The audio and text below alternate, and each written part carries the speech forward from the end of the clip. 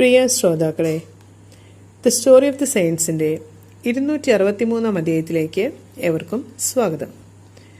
വിശുദ്ധ സ്നാപക യോഹന്നാൻ്റെ ശിരച്ഛേദനത്തിന് ശേഷം ഈ ആഴ്ച വിശുദ്ധ എപ്രാസമിയെക്കുറിച്ചാണ് നമ്മൾ സംസാരിക്കുന്നത്.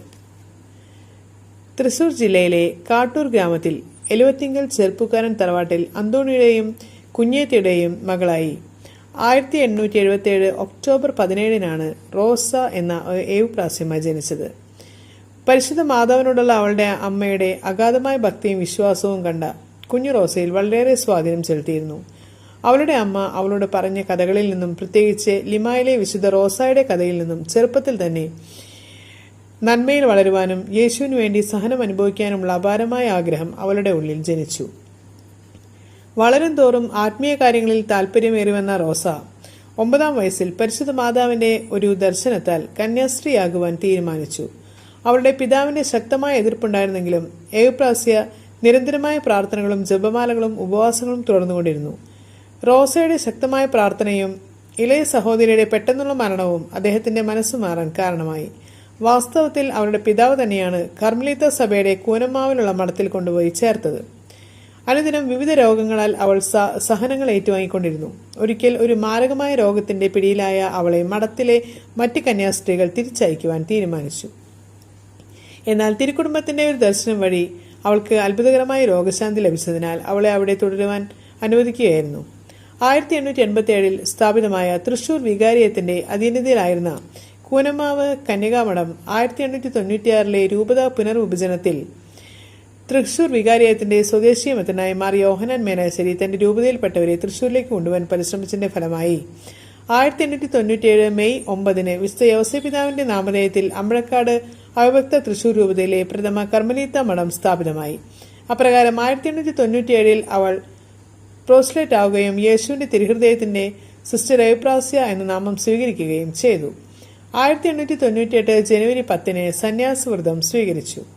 മാരകമായ രോഗങ്ങൾക്കും യാതനകൾക്കും വിധേയരായിരുന്ന വിശുദ്ധ അപ്പോഴെല്ലാം പരിശുദ്ധ മാതാവിന്റെ സഹായം അവൾക്ക് ശക്തി നൽകിക്കൊണ്ടിരുന്നു.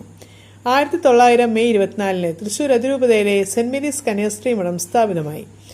അതേ ദിവസം തന്നെ വിശുദ്ധ എവുപ്രാസ്യ അവരുടെ നിത്യവ്രതം സ്വീകരിക്കുകയും ചെയ്തു. 1904 മുതൽ 1913 വരെ എവുപ്രാസ്യമ്മ അവിടെ സന്യാസാർത്ഥികളെ പഠിപ്പിക്കുകയും ചുമതല നിർവഹിച്ചു പോന്നു. തന്റെ സഭയുടെ ഭാവി അംഗങ്ങളെ വിശുദ്ധ നല്ല രീതിയിൽ രൂപാന്തരപ്പെടുത്തുകയും അവരുടെ വിനയവും ഭക്തിയും നന്മയും അനുതാപവും കാരുണ്യവും അവർക്ക് അനുകരണീയമായി മാതൃകയാക്കുകയും ചെയ്തിരുന്നു.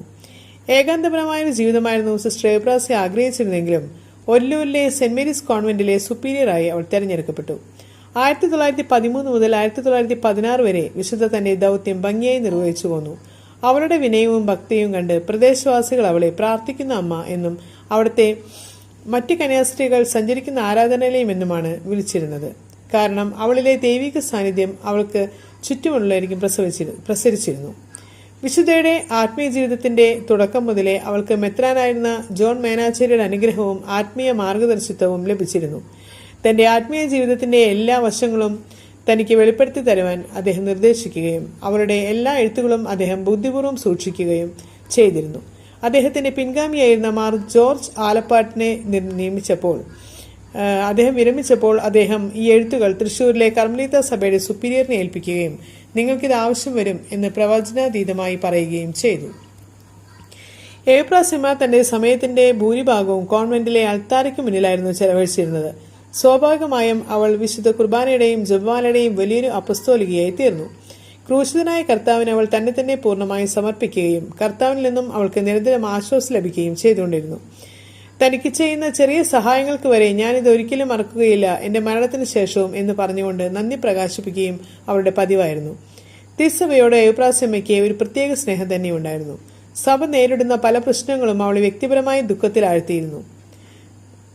ശീഷ്മവാദികളുടെ മാനസാന്തരത്തിനായി അവൾ സഹനങ്ങൾ അനുഭവിക്കുകയും അവരുടെ മാനസാന്തരത്തിന് വേണ്ടി പ്രാർത്ഥിക്കുവാൻ മറ്റുള്ളവരോട് ആവശ്യപ്പെടുകയും ചെയ്തു. സഭാ പിതാക്കന്മാർക്കും മെത്രാന്മാർക്കും പുരോഹിതർക്കും വേണ്ടി അവൾ നിരന്തരം പ്രാർത്ഥിച്ചുകൊണ്ടിരുന്നു. തന്റെ ജീവിതം പൂർണ്ണമായ ദൈവസേവനത്തിനായി സമർപ്പിച്ച എവുപ്രാസ്യമ്മ 1952 ഓഗസ്റ്റ് 29 ദൈവേഷ്ടത്തിന് കീഴടങ്ങിക്കൊണ്ട് ദൈവസന്നിധിയിലേക്ക് യാത്രയായി. എവുപ്രാസ്യമ്മയുടെ മധ്യസ്ഥതയിൽ നിരവധി അത്ഭുതങ്ങൾ നടന്നിട്ടുണ്ട്. അത് പ്രധാനമായത് തൃശൂരിലെ ഒല്ലൂരിലെ അഞ്ചേരിയിൽ തോമസ് തരകൻ എന്ന ക്യാൻസർ രോഗിയുടെ രോഗശാന്തിയാണ്. തൃശൂരിലെ ജൂബിലി മിഷൻ മെഡിക്കൽ കോളേജിൽ കിടപ്പിലായ തോമസിന് ക്യാൻസർ രോഗമുണ്ടെന്ന് പരിശോധനയിൽ തെളിഞ്ഞിരുന്നു. ശസ്ത്രക്രിയയ്ക്ക് ഒരാഴ്ച മുൻപ് സ്കാൻ ചെയ്തപ്പോൾ യാതൊരു രോഗലക്ഷണങ്ങളും കണ്ടില്ല. ഇത് ദേവപ്രസമ്മയുടെ പ്രാർത്ഥനയുടെ ഫലമാണെന്ന് അദ്ദേഹത്തിന്റെ സഹോദരിയായ റോസി സാക്ഷ്യപ്പെടുത്തുന്നു. രണ്ടാമത്തേത് തൃശൂർ ജില്ലയിലെ ആളൂരിലുള്ള 7 വയസ്സുകാരനായ ജുവലിന്റേതാണ്. തൊണ്ടയിൽ ക്യാൻസർ ബാധിച്ച അവനെ ഭക്ഷണം ഇറക്കുവാൻ ബുദ്ധിമുട്ടായിരുന്നു. തൃശൂർ ജില്ലയിലെ ധന്യ ആശുപത്രിയിലെ ഡോക്ടർമാർ ഇത് സുഖപ്പെടുവാൻ കഴിയുകയില്ല എന്ന് വിധിയെഴുതി. ദരിദ്രരായ അവന്റെ കുടുംബം പ്രാർത്ഥിക്കുകയല്ലാതെ വേറെ വഴിയൊന്നുമില്ലായിരുന്നു. അവന്റെ അമ്മൂമ്മ ഏപ്രാസമ്മയോട് മനമുരുകി പ്രാർത്ഥിച്ചു.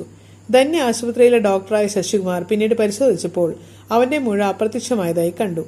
മറ്റു പല ഡോക്ടർമാർ അവരെ പരിശോധിക്കുകയും ദൈവശാസ്ത്രപരമായ സഹായം കൊണ്ടാണ് ഈ ആൺകുട്ടി സുഖം പ്രാപിച്ചതെന്ന് പ്രവചിക്കുകയും ചെയ്തു. 1986 സെപ്റ്റംബർ 27 ഏപ്രാസമ്മയുടെ വിശദീകരണ നടപടികൾക്ക് ഉല്ലൂരിൽ തുടക്കമായത്. 1987 ഓഗസ്റ്റ് 29 ഏപ്രാസമ്മയെ ദേവദാസിയായി പ്രഖ്യാപിച്ചു. 1990 അവരുടെ കല്ലറ തുറക്കുകയും തിരുശേഷിപ്പുകൾ സെന്റ് മേരീസ് കോൺവെന്റിലേക്ക് മാറ്റുകയും ചെയ്തു. 2002 ജൂലൈ 5 ജോൺ പോൾ രണ്ടാമൻ പാപ്പ ഏപ്രാസമ്മയെ ധന്യയായി പ്രഖ്യാപിച്ചു. 2006 ഡിസംബർ 3 അവളെ വാഴ്ത്തപ്പെട്ട പദവിയിലേക്ക് ഉയർത്തി. 2014 ഏപ്രിൽ 23 ഫ്രാൻസിസ് പാപ്പ വിശുദ്ധരുടെ ഗണത്തിലേക്ക് ഏപ്രാസമ്മയെ ഉയർത്തിയത്. ഇനി നമുക്ക് ഇന്നത്തെ ചിന്താവിഷയം എന്താണെന്ന് ശ്രദ്ധിക്കാം. വാക്കുകൾ കൊണ്ട് ആർക്കും എന്തും പറയാം, പ്രവൃത്തിയാണ് മുഖ്യം. സ്നേഹം എന്ന വാക്കുകൊണ്ട് ആരെയും ചേർത്ത് നിർത്താമെന്ന് കരുതരുത്. അത് പ്രവൃത്തിയിലൂടെ പ്രതിഫലിച്ചാൽ മാത്രമേ അതിനെ ആക്കം കൂടൂ. ഏവർക്കും നന്ദി.